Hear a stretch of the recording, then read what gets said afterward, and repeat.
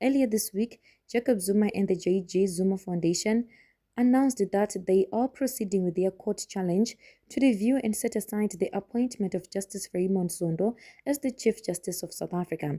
The challenge is a legal nonsense and an abuse of court process, and thus yet another attempt by Zuma to delegitimize the state capture report as well as the Constitutional Court to avoid accountability for his dubious actions. Who on earth, I wonder, is funding this folly? And what kind of lawyer would be brazen enough to advance such mendacious legal arguments on behalf of their equally mendacious client, knowing there is zero chance that the challenge will succeed? In its media release, the J.J. Zuma Foundation suggests it will challenge the appointment of two distinct grounds. It claims first that the appointment was irrational because President Cyril Ramaphosa ignored the advice of Justice Service Commission, whose preferred candidate for appointment was now Deputy Chief Justice Mandisa Maya. It claims that Justice Zondo scored the lowest number of votes from the JSC following the week-long interviews, and that the JSC effectively declared Justice Zondo as unsuitable for the position. Why it's nonsense? There are fundamental problems with this claim. To start, the claim that JSC effectively declared Justice Zondo unsuitable for the position is false. We know this because the lead counsel in all of Zuma's recent failed court applications, Dalimpofu, speaking in his capacity as spokesperson of the JSC, made clear that the time that the JSC believed all four candidates were of a high quality.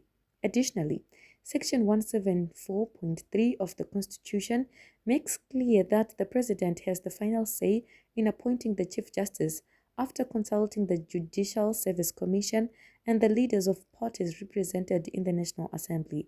As the President is not required to appoint Chief Justice in consultation with the JSC, but merely after consulting with the JSC, he is entitled to ignore the advice of the JSC. Again, as spokesperson of the JSC, Pofu confirmed this self-evident fact when he stressed that Ramaphosa was not bound by the recommendation emanating from the JSC interviews, as it remained his sole presidential prerogative in terms of the Constitution to appoint the head of the judiciary. When asked whether there would be any consequence should Ramaphosa choose to select one of the other candidates for appointment, he said, "There are no consequences. The Constitution is very clear that the Judicial Service Commission is making a recommendation, or to put it in the words of the Constitution, that the President, after consulting the JSC, makes the appointment. What is notable is that they are not even only body that he consults." It is true that had the JSC found Justice Zondo was not appointable at all, the President's decision might have been vulnerable on the ground of irrationality if he had not taken into account. But even then, the decision would not be irrational merely because he decided not to follow the advice of the JSC. The Zuma Foundation also argues that, in choosing to appoint Justice Zondo as Chief Justice, President Ramaphosa acted in breach of the Equality Clause and Section 174.2 of the Constitution, both of which prohibit gender discrimination. Again, there are two fatal problems with this argument. The claim that Section 174.2 of the Constitution prohibits gender discrimination is self-evidently false. What the section actually says is that the need for the judiciary to reflect broadly the racial and gender composition of South Africa must be considered when judicial officers are appointed. The section does not contain a prohibition of any kind, as the Foundation claims. Instead, it imposes a duty on the body of person making the appointment to consider as one of the relevant factors the need for race and gender representativity in the judiciary when making an appointment.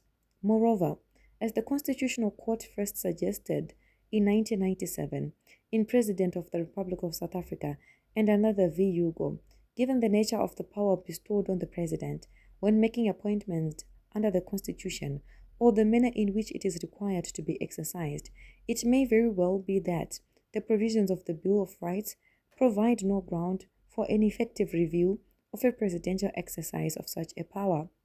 This is so because the president, acting as the head of the executive, exercises a political discretion that a court would normally not be permitted to interfere with, as this would breach the separation of powers. For example, it would be beyond absurd to argue that president unfairly discriminated on grounds of sex or gender in breach of Section 9.3 of the Constitution because he appointed Gwede Mtashe instead of Lindiwe Sisulu as Minister of Mineral Resources and Energy. To be clear, unlike either of these ministers, Justice Zondo and Maya were both eminently qualified for the position for which they were being considered. This is even more so in cases where the decision made by the president only affects one person. In the context of the pardoning of prisoners, the Constitutional Court thus held in Hugo that in cases where the president pardons or reprieves a single prisoner, it is difficult to conceive of a case where a constitutional attack could be mounted against such an exercise of the presidential power. The same will be true when the president is called upon to appoint somebody to a single position.